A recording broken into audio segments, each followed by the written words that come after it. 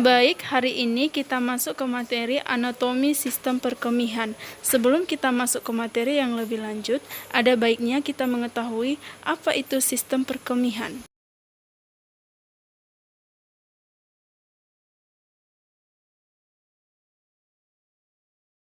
Sistem perkemihan adalah sistem organ yang memproduksi, menyimpan, dan mengalirkan urin.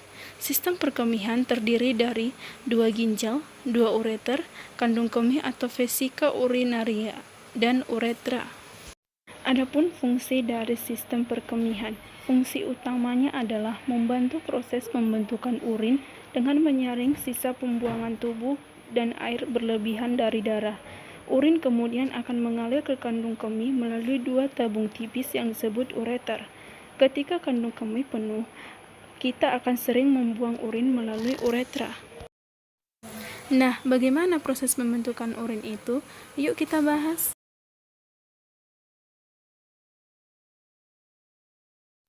Proses pembentukan urin itu melalui 3 tahap. Yang pertama, filtrasi atau penyaringan, kedua, reabsorpsi atau penyerapan kembali, ketiga, augmentasi. Baik, kita bahas satu persatu. Pertama itu proses filtrasi atau penyaringan.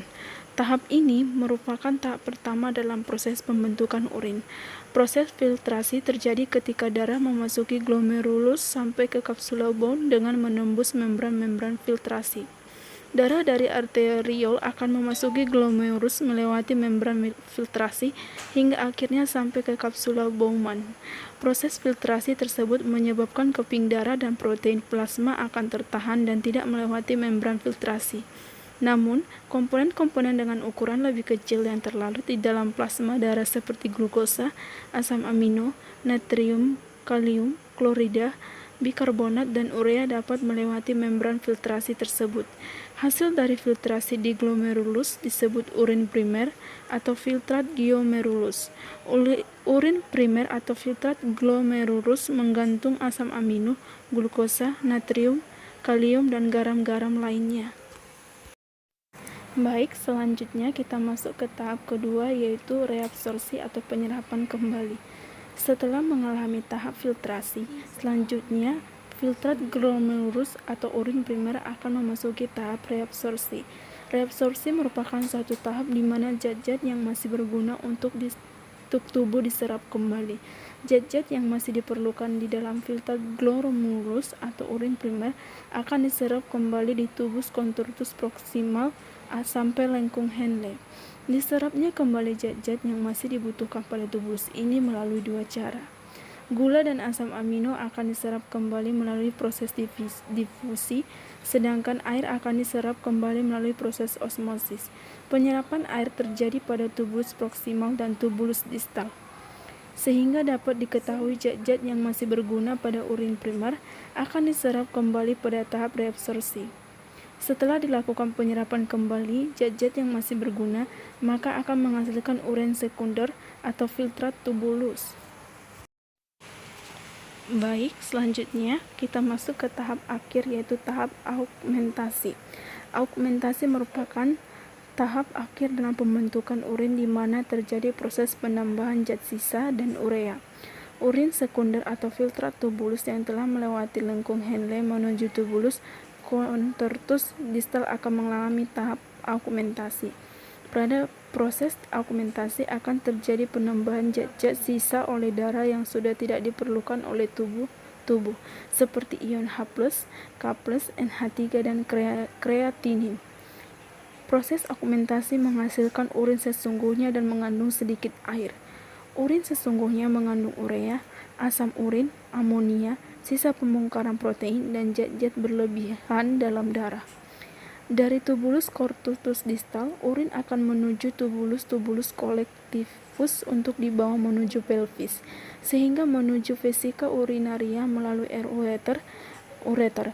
Apabila vesika urinaria telah penuh terisi urin, dinding vesika urinaria akan tertekan sehingga timbul rasa ingin buang air kecil. Urin akan keluar melalui uretra. Komposisi urin yang dikeluarkan melalui uretra adalah air, garam, urea, dan sisa substansi lain. Baik, sekarang kita masuk ke pembahasan sistem perkemihan pada bagian ginjal. Ginjal berbentuk seperti kacang merah dengan panjang 10-12 cm dengan ketebalan 3,5-5 cm. Terletak di ruang belakang selaput perut tubuh sebelah atas. Ginjal kanan terletak lebih ke bawah dibandingkan ginjal kiri. Secara histologi, ginjal terbungkus dalam kapsul atau simpai jaringan lemak dan simpai jaringan ikat kolagen. Ginjal terbagi menjadi 3 bagian.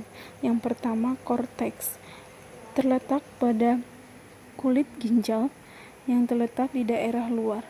Kedua, medula, merupakan sumsum ginjal terletak di daerah dalam. Ketiga, pelvis dan disk, merupakan rongga ginjal. Ginjal memiliki fungsi sebagai 1. Membuang bahan sisa terutama senyawa nitrogen seperti urea dan kreatinin yang dihasilkan dari metabolisme makanan oleh tubuh, bahan asing dan produk sisa. Yang kedua itu mengatur keseimbangan air dan elektrolit. Yang ketiga mengatur keseimbangan asam dan basa. Baik, kita masuk ke pembahasan kedua yaitu ureter. Secara histologi, ureter terdiri atas lapisan mukosa, muscularis dan adventitia. Lapisan mukosa terdiri atas epitel transisional yang disokong oleh lamina propria. Epitel transisional ini terdiri atas 4-5 lapisan sel. Sel permukaan bervariasi dalam hal bentuk mulai dari kuboid sampai gepeng. Sel-sel permukaan ini mempunyai batas konveks pada lumen dan dapat berinti 2. Lumen pada potongan melintang tampak berbentuk bintang yang disebabkan adanya lipatan mukosa yang memanjang. Lipatan ini terjadi akibat longgarnya lapisan luar lamina propria, adanya jaringan elastin dan muskularis. Lipatan ini akan menghilang bila ureter diregangkan. Lapisan muskularisnya terdiri atas serat dan otot polos longitudinal di sebelah dalam dan sirkular di sebelah luar. Sedangkan fungsi ureter adalah meneruskan urin yang diproduksi oleh ginjal ke kandung kemih. Bila ada batu di saluran ini, akan menggesek lapisan mukosa dan merangsang reseptor saraf sensorik, sehingga akan timbul rasa nyeri yang sangat luar biasa. Selanjutnya, kandung kemih. Kandung kemih terdiri atas lapisan mukosa, muskularis, dan serurosa. Mukosa dilapisi oleh epitel transisional yang lebih tebal dibandingkan ureter, atau terdiri atas 6-sampai lapisan sel. Tunika muskularisnya terdiri atas berkas-berkas dan serat-serat otot polos yang tersusun berlapis-lapis yang arahnya tampak tak membentuk aturan tertentu. Di antara berkas-berkas ini terdapat jaringan ikat longgar. Fungsi dari kandung kemih ini adalah menampung urin yang akan dikeluarkan ke dunia luar melalui uretra. Baik, sekarang kita masuk ke materi uretra. Panjang uretra pria antara 15-20 cm dan untuk keperluan deskriptif terbagi atas 3 bagian, yaitu pars prostatica, yaitu bagian uretra mulai dari muara uretra pada kandung kemih hingga bagian yang menembus kelenjar prostat. Kedua, pars membranaceae, yaitu bagian yang berjalan dari puncak prostat di antara otot hingga ke pelvis menembus membran perineal dan berakhir pada bulbus corpus cavernosus uretra. Ketiga, pars cavernosa atau spongiosa, yaitu bagian uretra yang menembus corpus cavernosum dan bermuara pada gland penis. Baiklah, sekianlah materi kita hari ini mengenai sistem perkemihan. Saya ucapkan terima kasih dan semoga bermanfaat bagi teman-teman sekalian. I will always remember the day you kissed my lips, light as a feather. And it went just like this. No, it's never been better than the summer of 2002. We were only 11, but acting like grown-ups, like we are in the present. Drinking from plastic cups, singing love is forever and never. Well, I guess that was true.